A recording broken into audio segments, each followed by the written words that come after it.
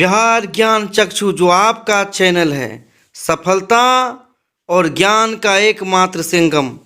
आज आप लोगों के लिए लेकर आया हूँ संस्कृत विषय के 100 महत्वपूर्ण वेरी इम्पोर्टेंट वस्तुनिष्ठ प्रश्नों की महाश्रृंखला। Very important for 10th student for matric board exam series 1। साथियों, हमारे साथ बने रहें। ये प्रश्न आपके लिए काफ़ी महत्वपूर्ण साबित होने वाली है। इन्हीं में से कुछ प्रश्न आपको पूछे जाएंगे। आप हमारे साथ शुरू से अंत तक बने रहे। बिहार ज्ञान चक्षु हमेशा आपके सफलता की कामना करती है। तो पूर्व के वीडियो की तरह ये वीडियो भी आपके लिए बहुत ही महत्वपूर्ण है। जो हमारे चैनल में पहली बार आए हैं उनसे आग्रह है कि बिहार ज्ञान चक्षु के सभी वीडियो पाने के लिए हमारे चैनल को सब्सक्राइब करें, ताकि हमारा वीडियो आप तक सबसे पहले पहुंचे। तो चलिए, तो हमारा पहला प्रश्न है, मंगलम पाठ में कितने मंत्र हैं? साथियों, आपने देखा है मंगलम पाठ प्यूसम जो कक्षा 10 की जो संस्कृत की पुस्तिका है उसका नाम है प्यूसम। वो पहला पाठ है मंगलम, जिसमें 5 मंत्र हैं। मैंने आपकी सुविधा के लिए उत्तर भी साथ ही साथ लिख दिया है। दूसरा प्रश्न है, सत्य का मुंह किस पात्र से ढका हुआ है? तो हिरणमयी पात्र से। वेदाहमेतम पुरुषम महातम डोट विद्यते ऐनाय मंत्र किस उपनिषद से लिया गया है? तो उत्तर है श्वेतरोनिषद। संसित व्रता के संति। तो उत्तर है मुनयः। संसित व्रता मंदाकिनी चैप्टर से है कि श्रेष्ठ व्रतों को करने वाले कौन थे? तो मुनि उत्तर होगा। चित्रकूटस्थ पर्वतस्थ निकटे का नदी प्रवहती। चित्रकूट पर्वत के निकट कौन नदी बह रही है? तो उत्तर होगा मंदाकिनी। मंदाकिनी गंगा का दूसरा नाम है। अगला है, गृहस्य श्रियः का घर की लक्ष्मी कौन है? तो उत्तर होगा स्त्रियः। स्त्री ही, नारी ही घर की लक्ष्मी है। अगला है, दयानंदस्य जन्म कश्मीर प्रांते अभवत। स्वामी दयानंद का जन्म किस प्रांत में, किस प्रदेश में हुआ? उत्तर है गुजरात प्रांते। सत्यार्थ प्रकाश कस्य रचना अस्ति? उत्तर है स्वामी दयानंदस्य। सत्यार्थ प्रकाश स्वामी दयानंद की रचना है। मेघासनिज पटना किस समय में आया था? तो उत्तर है चंद्रगुप्त मौर्य के समय। पाटल पुष्पों की पुतलिका रचना के आधार पर पटना का कौन सा नाम था? उत्तर है पाटलिपुत्र। पटना के कौमुदी महोत्सव कब मनाया जाता है? उत्तर है गुप्त वंश काल में। गुप्त वंश काल में पटना में कौमुदी महोत्सव मनाया जाता था। पाटलिपुत्र पटना के नाम कब से प्रसिद्ध हुआ? माने कब से पाटलिपुत्र जो पटना के नाम से प्रसिद्ध हुआ? तो उत्तर है मध्यकाल में। वीरेश्वर कौन था? तो वीरेश्वर जो मिथिला का मंत्री था। अलसशाला में क्यों आग लगाई गई? उत्तर है आलसियों की परीक्षा लेने के लिए।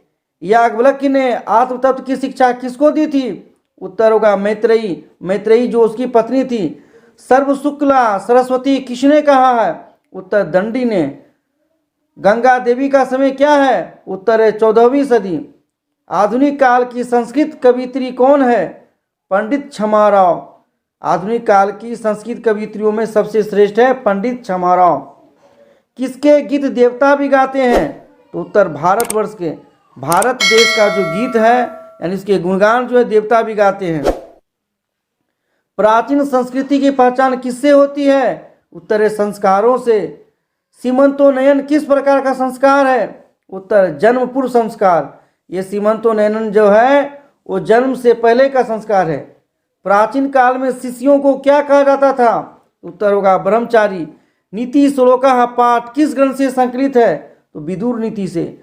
स्वामी दयानंद के बचपन का नाम क्या था? तो मूलशंकर। मंदाकिनी वर्णम पाठ के कवि कौन है? तो वाल्मीकि। व्याघ्र पथिक कथा पाठ के रचिता कौन है? तो नारायण पंडित। ये जो व्याघ्र पथिक कथा है ये हितोपदेश से लिया गया है। कर्ण से दानवीरता पाठ किस ग्रंथ से संकलित है? तो उत्तर होगा कर्णभार। न्याय दर्शन के प्रवर्तक कौन है? तो उत्तर है गौतम। आर्यभट्टियम किसकी रचना है? तो आर्यभट्ट की। आर्यभट्ट बहुत बड़े खगोल शास्त्री थे। जिनका जन्म पटना में हुआ था। मंगलम कहाँ से संकलित है? उत्तर उपनिषद से। नदियां नाम और रूप को छोड़कर किसमें मिलती है? तो उत्तर समुद्र में। महान से भी महान क्या है, माने सबसे बड़ा कौन है? तो आत्मा। किसकी विजय नहीं होती है? तो असत्य की। असत्य की जीत कभी नहीं होती है। पटना का इतिहास कितना पुराना है? उत्तर होगा 2500 वर्ष। कुटनीतम काव्य के कवि कौन है? तो उत्तर है दामोदर गुप्त। यूनान का राजदूत कौन था? मेगास्थनीज। राजशेखर की रचना कौन सी है? तो काव्य मीमांसा। काव्य मीमांसा जो है वो राजशेखर की रचना है। कौमुदी महोत्सव किस ऋतु में मनाया जाता था? तो शरत ऋतु में। पटना नगर की पालिका देवी कौन है? तो उत्तर होगा पटन देवी। अलस कथा के रचिता कौन है? तो विद्यापति। अलसशाला में आग लगने पर भी कितने लोग नहीं भागे? तो चार आलसी जो है अलसशाला में आग लगाने के बावजूद भी नहीं भागे थे। संसार में बच्चों का सच्चा रक्षक कौन है? उत्तर होगा माता। ऋग्वेद में कितने मंत्र दर्शनवती ऋषिकाओं का उल्लेख है? उत्तर होगा चतुर्विंशति। याज्ञवल्क्य की पत्नी कौन थी? तो उत्तर है मैत्रेयी, मैंने पूर्व में ही बता दिया था। महाभारत में किस लेखिका का उल्लेख मिलता है? उत्तर है सुलभ का। वर्तमान काल की संस्कृत लेखिका कौन है? तो मिथिलेश कुमारी मिश्र। भारत महिमा पाठ का द्वितीय श्लोक किस पुराण से संकलित है? तो भागवत पुराण से। जन्म पूर्व संस्कार कितने हैं? तो त्रय माने तीन संस्कार जो है जन्म पूर्व हैं। सप्तपदी क्रिया किस संस्कार में संपन्न की जाती है? तो विवाह संस्कार में। विदुर नीति किस ग्रंथ का अंश विशेष है? तो महाभारत का। धर्म की रक्षा किससे होती है? तो सत्य से। सत्येन रक्षते धर्मो। इस तरह ये अगले प्रश्न में मंदाकिनी वर्णनम पाठ रामायण के किस कांड से संग्रहित है? उत्तर होगा अयोध्या कांड। आप जानते हैं कि मंदाकिनी वर्णन जो है रामायण से लिया गया है और रामायण के रचिता थे वाल्मीकि। अगला प्रश्न है आधुनिक संस्कृत लेखिकाओं में कौन प्रसिद्ध है? तो उत्तर होगा पंडित क्षमाराव। अगला है संस्कृत साहित्य लेखिका में सर्व शुक्ला सरस्वती किसे कहा गया है? तो उत्तर होगा विजयांका। भारत की शोभा से कौन प्रसन्न होते हैं? ये भारत महिमा पाठ से लिया गया है, तो इसका उत्तर होगा ईश्वर। उद्योगी पुरुष के पास कौन आ जाती है? उद्योगी मीन्स परिश्रमी लेबोरियस। तो उद्योगी पुरुष के पास लक्ष्मी आ जाती है, उत्तर होगा लक्ष्मी। ये कर्मवीर कथा से है। नीतिकार आलस को क्या मानते हैं? तो उत्तर होगा शत्रु। आर्य समाज की स्थापना कब हुई थी? 1875 में इसका उत्तर होगा। इसके संस्थापक थे दयानंद सरस्वती। अगला प्रश्न है 98वां वही प्रश्न। स्वामी दयानंद सरस्वती कौन थे? तो आर्य समाज के संस्थापक, जिसकी स्थापना 1875 ईस्वी में महाराष्ट्र के मुंबई शहर में हुआ था। व्याघ्रपति कथा से किसका दुष्परिणाम प्रकट होता है? तो उत्तर होगा लोभ का। बाघ के हाथ में क्या था? तो सोने का कंगन। वैरेन कस्य समनम असंभवम? तो उत्तर होगा वैरस्य। काम बिना ज्ञानम भारह? उत्तर होगा क्रिया। क्रिया के बिना ज्ञान जो है बोझा है, भार है। सांख्य दर्शनस्य प्रवर्तकः कः आसीत्? उत्तर होगा कपिलः। कपिल सांख्य दर्शन के प्रवर्तक थे। काल पर्यात का क्षयम भवति? उत्तर होगा शिक्षा। शिक्षा जो है समय बीतने के साथ नष्ट हो जाता है। व्याघ्रपति कथा किस ग्रंथ से उद्धृत है? तो उत्तर होगा हितोपदेश। गांधी सेतु कुत्र अस्ति? गांधी सेतु कहाँ है? तो उत्तर होगा पाटलिपुत्र नगरे। गुरु गोविंद सिंहस्य जन्म स्थानम कुत्रे अस्ति? गुरु गोविंद सिंह जो सिखों के 10वें गुरु थे, उसका जन्म स्थान कहाँ है? तो उत्तर होगा पाटलिपुत्रे। सिखों के 10वें गुरु कौन थे? उत्तर होगा गुरु गोविंद सिंह। एशिया महादेश से दीर्घतम सेतु का? एशिया महादेश का सबसे बड़ा पुल सेतु कौन है? तो उत्तर होगा गांधी सेतु। भाषस्य कति नाटकानि लभ्यन्ते? भास के कितने नाटक पाए जाते हैं? तो उत्तर है त्रयोदश अर्थात 13। सक केन रूपेण प्रविशति? शक जो है इंद्र किस रूप में प्रवेश करता है? ये जो नाटक था, रूपक था, कर्णस्य दानवीरता पाठ में शक यानी इंद्र किस रूप में प्रवेश करता है? तो उत्तर है ब्राह्मण रूपेण, ब्राह्मण के रूप में। कस्य यश तिष्ठतु, किसका यश हमेशा रह जाता है? उत्तर कस्य यश तिष्ठतु, किसका यश रहे? माने शक्र जो है यशस्वी भव, जो बोला था कि जब तक सूर्य और चांद रहेगा तब तक तुम्हारा यश रहेगा कर्ण। तो यहाँ प्रश्न है कि कस्य यश तिष्ठतु, किसका यश रहेगा? तो उत्तर है कर्णस्य, कर्ण का। कर्ण कैसा था? तो दानवीर था। पृथ्वी दातुम कह इच्छति, पृथ्वी देने को कौन इच्छा रखता, माने कौन पृथ्वी दे देना चाहता था? तो उत्तर होगा कर्ण।